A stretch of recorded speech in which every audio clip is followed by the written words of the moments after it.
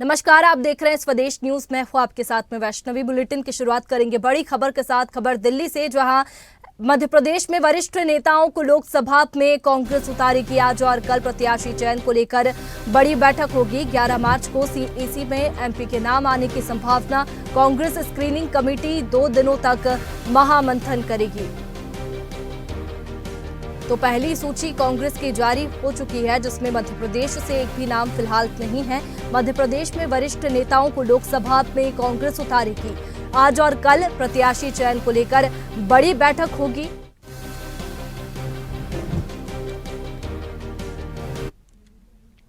इसी पर ज्यादा जानकारी के साथ अनिरुद्ध हमारे साथ लाइव जुड़ चुके हैं।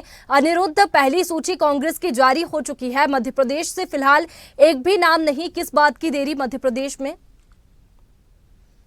देखिए, कांग्रेस पार्टी ने लोकसभा चुनाव के लिए देश भर में अपने उम्मीदवारों की पहली सूची जारी की है और 39 नाम उसने जारी किए। कल ही ये नाम जारी हुए, लेकिन मध्य प्रदेश से एक भी नाम जारी नहीं हुआ है। इसका मतलब यही है, भारतीय जनता पार्टी भी आरोप लगा रही है कि मध्य प्रदेश में पार्टी ने हार मान ली है और उसको कैंडिडेट नहीं मिल रहे। लेकिन आज और कल दिल्ली में मध्य प्रदेश को लेके कांग्रेस की स्क्रीनिंग कमेटी की एक बड़ी बैठक है, जिसमें जीतू पटवारी शामिल होंगे, जितेंद्र सिंह प्रभारी शामिल होंगे, नेता प्रतिपक्ष उमंग सिंगार शामिल होंगे और ओंकार सिंह मरकाम शामिल होंगे। और स्क्रीनिंग कमेटी 2 दिनों तक मंथन करेगी कि मध्य प्रदेश में 29 लोकसभा सीटों पर किसे उम्मीदवार बनाया जाए। और ऐसी संभावना व्यक्त की जा रही है कि पार्टी जो 11 मार्च को सीईसी की बैठक में मध्य प्रदेश की 14 से 15 सीटों पर अपने नाम घोषित कर सकती है। और देखा जाए तो पार्टी ने स्पष्ट संकेत दिए हैं। और स्क्रीनिंग कमेटी में भी आज दिल्ली में चर्चा होगी कि पार्टी के वरिष्ठ नेता दिग्विजय सिंह, कमलनाथ, डॉक्टर गोविंद सिंह, मीनाक्षी नटराजन और कई वरिष्ठ नेता मध्य प्रदेश से लोकसभा चुनाव लड़े। पार्टी का मानना है, पार्टी के हाईकमान का मानना है कि अगर वरिष्ठ नेता चुनाव लड़ेंगे तो कार्यकर्ताओं का मनोबल और बढ़ेगा। लेकिन दिग्विजय सिंह भी मना कर चुके हैं कि वे राज्यसभा सदस्य हैं, चुनाव नहीं लड़ेंगे। कमलनाथ स्पष्ट कर चुके हैं कि छिंदवाड़ा से जो उनकी परंपरागत सीट है उस पर नकुलनाथ चुनाव लड़ेंगे। तो 2 दिन तक स्क्रीनिंग कमेटी की बैठक में पार्टी आलाकमान के निर्देश पर यह फैसला लिया जा सकता है कि मध्य प्रदेश में वरिष्ठ नेता, कांग्रेस के वरिष्ठ नेता चुनाव लड़ें, जिनमें कि कमलनाथ को कहा जा रहा है कि वे जबलपुर से चुनाव लड़ें, मालवा निमाड़ की किसी सीट से दिग्विजय सिंह चुनाव लड़े। और इसके अलावा उमंग सिंगार जो धार में अभी हाल ही में बदनावर में राहुल गांधी की भारत जोड़ो न्याय यात्रा गई थी, उसमें एक सफल सभा करके वहां की दावेदारी पेश कर चुके हैं। अब वो चुनाव लड़ेंगे या नहीं, ये फैसला पार्टी आलाकमान को करना है। लेकिन पार्टी आलाकमान चाहता है कि वरिष्ठ नेता मध्य प्रदेश में 29 लोकसभा सीटों में से आधी सीटों पर चुनाव लड़े। और आज और कल दिल्ली में एक बड़ी स्क्रीनिंग कमेटी की बैठक है और 11 तारीख को जो सीईसी की बैठक है सेंट्रल इलेक्शन कमेटी की कांग्रेस की, वहां 15 सीटों पे, 14 से 15 सीटों पे मध्य प्रदेश के नाम पार्टी लोकसभा बिल्कुल अनिरुद्ध, 2 दिनों तक कांग्रेस स्क्रीनिंग कमेटी की बैठक होगी और एक विशेष रणनीति जो है कांग्रेस की मध्य प्रदेश के लिए भी है, जिसको लेकर के महामंथन होगा। बहुत शुक्रिया आपका तमाम जानकारी हम तक पहुंचाने के लिए। और अगली बड़ी खबर मुंबई से आपको बता दें, भाजपा एनसीपी सीट बंटवारे पर फंसा पेच। सीएम शिंदे, अजित पवार, शाह की मीटिंग। महाराष्ट्र की सीटों पर देर रात तक महामंथन। सीट शेयरिंग को लेकर दिल्ली मुंबई में चर्चा। महाराष्ट्र की सीटों पर देर रात तक महामंथन हुआ। बता दें कि सीएम शिंदे, अजित पवार, शाह की मीटिंग। चलिए, इसी पर ज्यादा जानकारी के साथ ब्यूरो चीफ राहुल पुजारी हमारे साथ में लाइव जुड़ चुके हैं। राहुल, महाराष्ट्र की राजनीति की अगर बात करें तो क्या हालात है और सीटों पर देर रात तक मंथन भी हुआ, उसका क्या नतीजा निकला है? बता दूं, जिस तरह से महाराष्ट्र से 48 सीटें आती हैं, उनको लेकर कहीं न कहीं बीजेपी कहना है पूरी तरह से, क्योंकि यूपी के बाद अगर कोई राज्य है तो महाराष्ट्र है, उसको लेकर मंथन चल रहा था काफी दिनों से एनडीए की। अभी तक सीटों का बंटवारा नहीं हुआ, जबकि एक दिन पहले यहाँ पे अमित शाह आए थे, साथ के साथ में रात में मीटिंग करते रहे अजित पवार, एकनाथ शिंदे और देवेंद्र फडणवीस के संग मिलकर, लेकिन कोई भी निष्कर्ष नहीं निकला। फिर आनंद पानंद में कल दोनों उप मुख्यमंत्री और एक मुख्यमंत्री दिल्ली जाना पड़ा और दिल्ली में जाकर बैठक कर रहे हैं कि लेकिन सीटों का बंटवारा नहीं हो रहा है, क्योंकि एकनाथ शिंदे का मानना है कि 18 सीट मुझे मिले।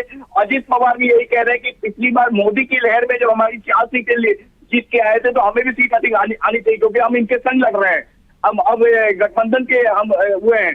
तो सबका ले के बीजेपी कहीं ना कहीं जो 32 सीट है उसको घटाने के लिए जोर डाला जा रहा है और पूरी तरह से ये कह रहे हैं कि आप बड़े भाई का रोल कीजिए, लेकिन इतनी ज्यादा बड़ा भाई मत बनिए कि हमारे सीटों की कटौती कर दी जाए। इसको लेके जिस तरह से कल दिल्ली दौरा रहा, अमित शाह के आवास पे जिस तरह से मीटिंग चल रही, अभी तक कोई निष्कर्ष नहीं आया। एक जबकि स्वदेश बार बार ये बोल रहा था कि ये सीटों की बंटवारे में कहीं ना कहीं रायता फैलेगा।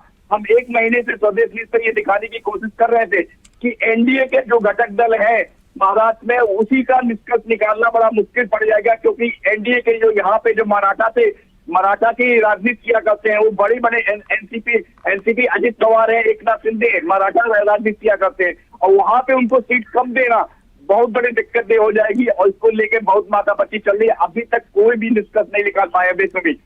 बिल्कुल राहुल, महाराष्ट्र में सीट शेयरिंग को लेकर पेच अटका हुआ है, देखना होगा कि किस तरीके से सीट शेयरिंग होती है। बहुत शुक्रिया आपका तमाम जानकारी हम तक पहुंचाने के लिए।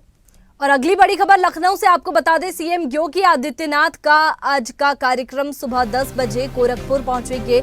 मुख्यमंत्री योगी आदित्यनाथ एनसीसी प्रशिक्षण एकेडमी का शिलान्यास करेंगे। सीएम जौनपुर में परियोजनाओं का लोकार्पण करेंगे। सीएम योगी चंदौली में लोकार्पण करेंगे, शिलान्यास करेंगे। तो आज कई कार्यक्रम सीएम योगी आदित्यनाथ के हैं। सीएम जौनपुर में परियोजनाओं का लोकार्पण करेंगे। सीएम योगी चंदौली में लोकार्पण और शिलान्यास करेंगे। और इसी पर ज्यादा जानकारी के साथ राशिद हमारे साथ में लाइव जुड़ चुके हैं। राशिद, आज क्या कुछ कार्यक्रम रहेंगे सीएम योगी आदित्यनाथ के? जी बिल्कुल, जिस तरह अगर उत्तर प्रदेश की बात करें तो सीएम योगी आदित्यनाथ लगातार दौरे पर रह रहे हैं और लगातार शिलान्यास कर रहे हैं। जो परियोजनाएं हैं उनका शिलान्यास कर रहे हैं। अगर आज की बात करें तो आज 10:30 बजे योगी आदित्यनाथ गोरखपुर पहुंच जाएंगे और तकरीबन 1:30 बजे के करीब में चंदौली पहुंचेंगे। वहां पे भी बड़े परियोजनाओं का शिलान्यास करेंगे और एनसीसी का जो क्वार्टर बन रहा है वो भी कहीं ना कहीं जो प्रशिक्षण केंद्र बन रहा है वो भी उसका भी शिलान्यास करेंगे। तो अगर बात करें उत्तर प्रदेश की, तो उत्तर प्रदेश में लगातार योगी आदित्यनाथ जिस तरह से दौरा कर रहे हैं, क्योंकि लोकसभा चुनाव भी आ गया, उसको देखते हुए मुख्यमंत्री योगी आदित्यनाथ लगातार दौरे पर दौरा कर रहे हैं और जो परियोजनाएं रुकी हुई थी उनका भी शिलान्यास कर रहे हैं। बिल्कुल राशिद, यहाँ पर लगातार दौरे किए जा रहे हैं क्योंकि लोकसभा चुनाव भी नजदीक है और ऐसे में सीएम का जौनपुर दौरा है। और क्या सौगात यहाँ पर जौनपुर को आज मिलने वाली है? जी बिल्कुल, जिस तरह से अगर जौनपुर की बात करें तो जौनपुर में जो परियोजनाएं रुकी हुई थी वो कहीं ना कहीं बड़ी परियोजनाओं का शिलान्यास भी करेंगे और सौगात भी मिलेगा। जिस तरह से उत्तर प्रदेश में लगातार सौगात मिलते जा रहा है, क्योंकि अगर बात करें तो प्रधानमंत्री नरेंद्र मोदी भी लगातार उत्तर प्रदेश पे नजर बनाए हुए हैं, तो कहीं वहीं पे मुख्यमंत्री योगी आदित्यनाथ भी लगातार जो जिले हैं उन जिलों में भ्रमण भी कर रहे हैं और उन जिलों में जो भी खामियां नजर आ रही हैं उनको पूरा भी कर रहे हैं। और अगर बात करें तो परियोजनाओं का, तो ऐसा नहीं लगता कि उत्तर प्रदेश में कोई भी जिला ऐसा बचेगा जिस जिले में परियोजनाएं न चालू की जाए। और सबसे बड़ी बात है, दूसरी बात है कि जो किसानों को लेकर मुद्दा चल रहा था, जो किसानों की बातें थी, वो मुख्यमंत्री योगी आदित्यनाथ ने पूरा कर दिया है। किसानों को बिजली मुफ्त कर दिया और पानी मुफ्त कर दिया है। चलिए राशिद, बहुत शुक्रिया आपका तमाम जानकारी के लिए। और अगली बड़ी खबर रायपुर से आपको बता दें, किसान प्रशिक्षण सह सम्मेलन का आयोजन। सम्मेलन को किसान महाकुंभ का नाम दिया गया है। साइंस कॉलेज मैदान में सह सम्मेलन आयोजित। रक्षा मंत्री राजनाथ सिंह कार्यक्रम में शामिल होंगे। प्रदेश भर से लाखों किसान के पहुंचने की संभावना है।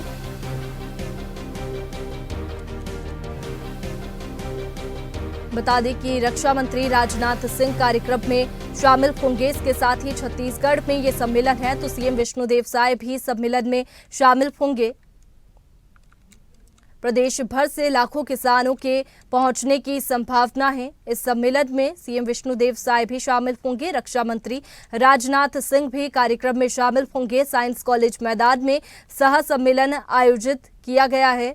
सम्मेलन को किसान महाकुंभ का नाम दिया गया है। रायपुर से ये बड़ी खबर आप तक पहुंचा रहे हैं, जहां किसान प्रशिक्षण सह सम्मेलन का आयोजन। बता दें कि लोकसभा चुनाव नजदीक है, ऐसे में हर वर्ग को साधने की कोशिश की जा रही है और हर वर्ग में किसान काफी महत्वपूर्ण होता है। किसान प्रशिक्षण सह सम्मेलन का इसी को देखते हुए आयोजन छत्तीसगढ़ में किया जा रहा है। सम्मेलन को किसान महाकुंभ का नाम दिया गया है। इसी पर ज्यादा जानकारी के साथ संवाददाता जयदास हमारे साथ में लाइव जुड़ चुके हैं। जयदास, लोकसभा चुनाव को देखते हुए किसान प्रशिक्षण सह सम्मेलन का आयोजन, क्या कुछ किसानों के लिए खास इस सम्मेलन में रहेगा? देखिए, छत्तीसगढ़ में आगामी कुछ दिनों से पूरे देश भर के साथ जो है लोकसभा चुनाव होने वाले हैं और इस लोकसभा चुनाव से पहले, आचार संहिता लगने से पहले बीजेपी जो है बड़ा एक सम्मेलन करने जा रही है जिसमें किसानों को साधने की कोशिश की जाएगी। वहीं आज होने वाले इस किसान सम्मेलन में जो है केंद्रीय मंत्री राजनाथ सिंह जो है शिरकत करने वाले। इसके अलावा अगर देखा जाए तो प्रदेश के मुख्यमंत्री भी इसमें शामिल होंगे। वही यह अनुमान लगाया जा रहा है कि लगभग 1.5 लाख किसान जो है इस सम्मेलन में शामिल होंगे। पूरे प्रदेश भर से किसान जो है इसमें शिरकत करेंगे। वही यह बता दूं कि इसमें जो है केंद्र की जो किसानों से संबंधित योजनाएं हैं उसकी जो है जानकारी प्रदान की जाएगी। इसके अलावा किसानों से जो है वार्तालाप की जाएगी। कहा जा सकता है कि यह चुनाव से पहले एक प्रदेश के स्तर पर देखा जाए तो बड़ा कार्यक्रम है जिसमें बीजेपी जो है जोर शोर से किसानों को साधने की कोशिश में लगी हुई है। जी जयदास, रक्षा मंत्री राजनाथ सिंह भी कार्यक्रम में शामिल होने वाले हैं। इसको लेकर के क्या कुछ तैयारियां हैं, क्या कुछ सुरक्षा के इंतजाम किए गए हैं? जी निश्चित ही कल सभा स्थल पर जो है प्रेस कॉन्फ्रेंस की गई थी, वहां पर जानकारी दी गई कि सुरक्षा के तमाम व्यवस्था जो है वो की गई है। इसके अलावा अगर पार्किंग की बात की जाए तो पार्किंग के लिए पुलिस प्रशासन ने जो है रोडमैप तैयार कर दिया है कि कहां से और कौन सी दिशा से जो है किसाने आ सकते हैं, जो आम नागरिक है वो आ सकते हैं। इसके अलावा यह भी बता दूं आपको कि वहां पर पूरी सुरक्षा इंतजाम व्यवस्था की गई है। जैसे ही केंद्रीय गृह मंत्री यहाँ पहुंचेंगे पूरी सुरक्षा पे जो है घेरा बना लिया जाएगा। बिल्कुल, रक्षा मंत्री आज पहुंचने वाले हैं जिसको लेकर के भी तमाम इंतजाम किए गए हैं। बहुत शुक्रिया आपका तमाम जानकारी के लिए। बड़ी खबर देहरादून से आपको बता दें, उत्तराखंड के उत्पादों को मिलेगी नई पहचान। हाउस ऑफ हिमालयाज को बढ़ावा देने पर जोर, उत्पादों को बढ़ावा देने के लिए समीक्षा बैठक आयोजित। राष्ट्रीय अंतर्राष्ट्रीय स्तर पर ब्रांड को ले जाने की पहल।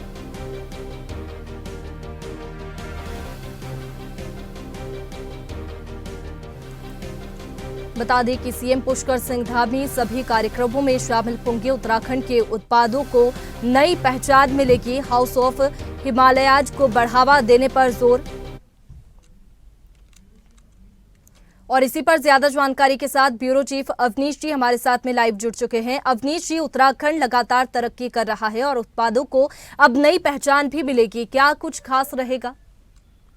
जी बिल्कुल, देखिए वैष्णवी, यहाँ पर अगर बात करें जिस तरीके से हिमालय की बात करें, यहाँ पर लगातार जिस तरीके से हिमायत कर रहे थे और किसान पर जो है खुश थे यहाँ पे, क्योंकि खास करके बात करें सेबों को, जो उत्पाद की बात थी, सेब को जो है यहाँ पे काफी पहचान मिली है। और इस बार जो है उत्पाद जो हुआ बम्पर हुआ था, उसको लेके कई तरीके की जिससे स्थानीय उत्पाद है और किसानों को बढ़ावा देने की, यहाँ पे सब्सिडी देने की बात मुख्यमंत्री ने की थी, उसको लेके अब यहाँ पे ब्रांड ऑफ हिमालय के अंतर्गत जो ये यहाँ के स्थानीय उत्पाद है, अब उनको स्थानीय जो अंतरराष्ट्रीय पटल है वहां पर एक पहचान दिलाने के लिए एक कवायद की जा रही है। उसके तहत आज सचिवालय के अंदर जो पुष्कर सिंह धामी है वो एक समीक्षा बैठक करेंगे, रणनीति तय करेंगे और संवाद करेंगे कि किस तरीके से यहाँ के स्थानीय जो उत्पाद है उनको जो है अंतरराष्ट्रीय बाजार में जो है उतारा जाए। जी वैष्णवी।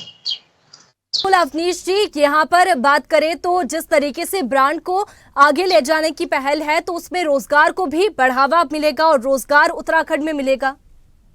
जी बिल्कुल, देखिए वैष्णवी, यहाँ पे हमारी कई बार किसानों से भी बात हुई है जो खास करके जो सेब का उत्पादन कर रहे थे और कीवी की बात करें और तमाम चीजें थी, जिस तरह स्ट्रॉबेरी है, ये तमाम चीजों को लेके यहाँ पे किसानों से हमारी भी बात हुई थी।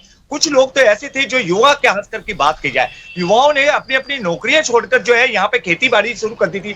उनका कहना था कि जो ये स्वरोजगार जिस तरीके से यहाँ पे सब्सिडी दी जा रही है और हमारे यहाँ जो खेती को लिए जो है पूरे उपकरण इस्तेमाल किए जा रहे हैं और जो सरकार की तरफ से हमारे को पहल दी जा रही है, उसको लेके यहाँ पे जो खास करके युवाओं के अंदर भी जो है इस बार जो है खेती बाड़ी के लिए तरफ रुझान बढ़ रहा है। इसी वजह से जो है पुष्कर सिंह धामी यहाँ पे उनका कहना था कि जो उत्पाद यहाँ पे बम्पर हो रहे हैं और यहाँ पे उनका प्रोडक्शन भी बहुत ज्यादा है, उसको क्यों ना अंतरराष्ट्रीय बाजार पे उतारा जाए, इसी को लेके आज एक समीक्षा बैठक की जा रही है। जी वैष्णवी। चलिए अवनीश जी, बहुत शुक्रिया आपका तमाम जानकारी के लिए।